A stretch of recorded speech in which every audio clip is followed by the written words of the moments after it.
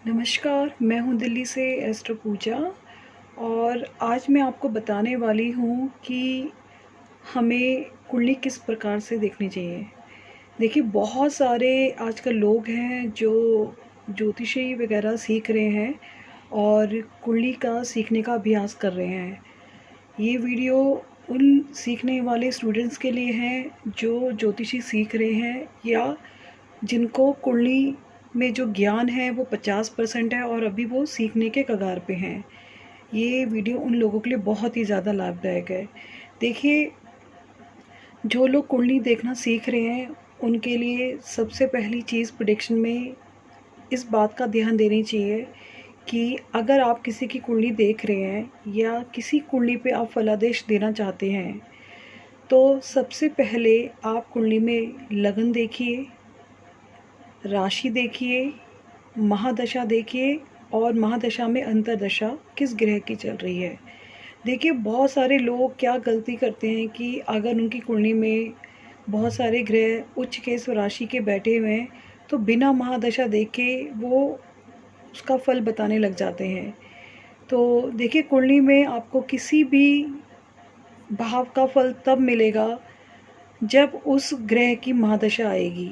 कहने का मतलब कि जब बच्चा इस दुनिया में आता है, जब वो माँ के गर्भ में होता है, उसी समय पर उसके पिछले जन्मों के कर्मों के आधार पर उसे ऐसे घर में जन्म दिया जाता है जैसे उसने कर्म किए होते हैं।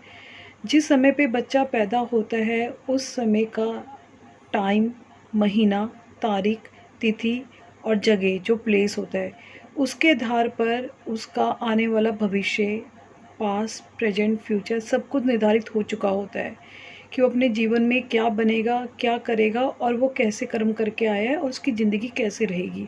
उसके माँ बाप कौन होंगे, उसके भाई बहन कौन होंगे, वो किस प्रोफेशन में जाएगा, उसका भाग्य कितना साथ देगा, बीमारी कब आएगी, शादी कब होगी, बच्चे कब होंगे। और बहुत सारे लोग हैं जिनकी एक शादी, दो शादी या तलाक ही होता है, फिर दूसरी शादी होती है। कई लोग विडो हो जाते हैं, फिर दूसरी शादी होती है। तो ये सारा कुछ आप कुंडली के माध्यम से पता कर सकते हैं और ये पहले से निर्धारित हुआ होता है, तभी ये जीवन की घटनाएं घटती हैं।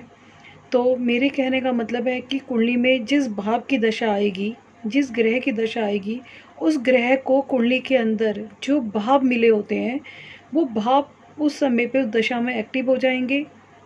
मान लीजिए उदाहरण के तौर पर, अगर कर्क लगन में किसी के ऊपर मंगल की महादशा आती है और कर्क लगन में मंगल के पास पंचम भाव का डिपार्टमेंट है और दशम भाव का डिपार्टमेंट है, तो उस समय पर पंचम भाव और दशम भाव मंगल की महादशा में एक्टिवेट हो जाएगा।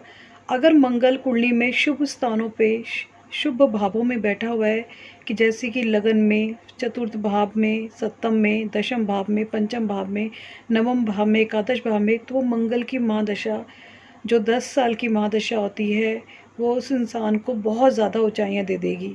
अगर कर्क लगन में मंगल आपके छठे घर में बैठे हैं, अष्टम भाव में बैठे हैं या 12वें घर में बैठे हैं, तो ये महादशा आपके लिए बहुत सारी दिक्कतें, रुकावटें, काम कारोबार में लगातार नुकसान होना, पेट में दिक्कत होना, क्योंकि पंचम भाव पेट का होता है, दशम भाव आपकी नौकरी व्यवसाय का होता है, तो इन सब चीज़ों में रुकावटें आना शुरू हो जाएगी।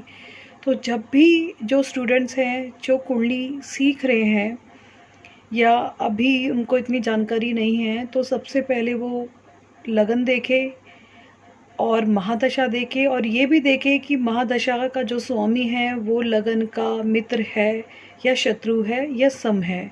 और महादशा का जो स्वामी है कुंडली के अच्छे भावों का स्वामी है या बुरे भावों का स्वामी है, और कुंडली के अच्छे और बुरे भावों का स्वामी होकर उसको स्थान कौन सा मिला हुआ है, वो कहाँ बैठे हुए हैं। और महादशा के साथ में लगन कुंडली देखने के साथ में आपको राशि ज़रूर देखनी है। कई बार हम महादशा देख लेते हैं पर हम ये नहीं देखते कि इस इंसान की साढ़े सती शुरू हो गई है या शनि की ढैया शुरू हो गई है। अगर महादशा किसी शुभ ग्रह की चल रही है और साढ़े सती लग जाती है तो रुकावटें आना शुरू हो जाती है, पर रुकावटों के बावजूद भी काम बन जाता है क्योंकि महादशा किसी शुभ ग्रह की होती है। अगर महादशा किसी शनि राहु केतु बुरे ग्रह की दशा होती है और साथ में साढ़े सती लग जाए तो वो महादशा का जो फल है वो बहुत बुरा जाता है।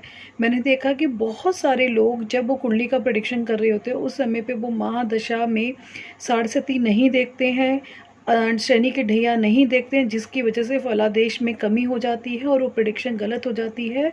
देखिए, ज्योतिष का जो शास्त्र है वो कभी भी गलत नहीं है। हमारे ऋषि मुनियों ने जितने भी हमारे ग्रंथ लिखे हैं ज्योतिष के, वो जो नियम बता रखे हैं वो 100% ट्रू हैं।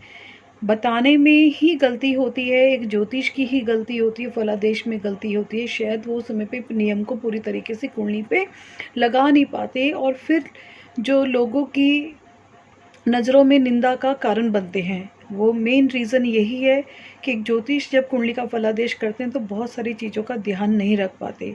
तो जब भी आप किसी की कुंडली देखें तो आप उस समय पे आप लगन कुंडली देखिए और महादशा लगन का स्वामी है या फिर शत्रु है लगन के स्वामी का, या सम है या मित्र है। अगर लगन के स्वामी का कोई महादशा में ग्रह मित्र होता है या परम मित्र होता है तो वो दशा बहुत ही अच्छी जाती है। और साथ में महादशा का स्वामी कुंडली में अच्छे या बुरे भावों में बैठा है वो भी आपको देखना है। और कुंडली में चंद्र राशि है उस पर कोई साढ़े सती या ढैया तो नहीं लगी, ये भी आपको देखना है। तो जब भी आपको अपनी कुंडली में अच्छी बुरी जो घटनाएं घटेंगी वो महादशा अंतर्दशा के स्वामी के ऊपर ही घटेंगी। अगर किसी की कुंडली में बहुत सारे ग्रह अच्छे बैठे हुए हैं और महादशा किसी बुरे ग्रह की चल रही है तो इसका मतलब ये नहीं कि आपको अच्छा ही फल मिलेगा। आपको वो जो महादशा का जो बुरा भाव जो एक्टिव हो गया है उसी भाव के अकॉर्डिंग आपके जीवन में सारी जो अच्छी बुरी घटनाएं घटेंगी। तो ये थी एक बहुत छोटी सी जानकारी। मैं नेक्स्ट टाइम फिर किसी नई जानकारी के साथ आऊँगी। मेरे चैनल को सब्सक्राइब करना ना भूलें और लाइक करना ना भूलें। नमस्कार, आपका दिन शुभ रहे।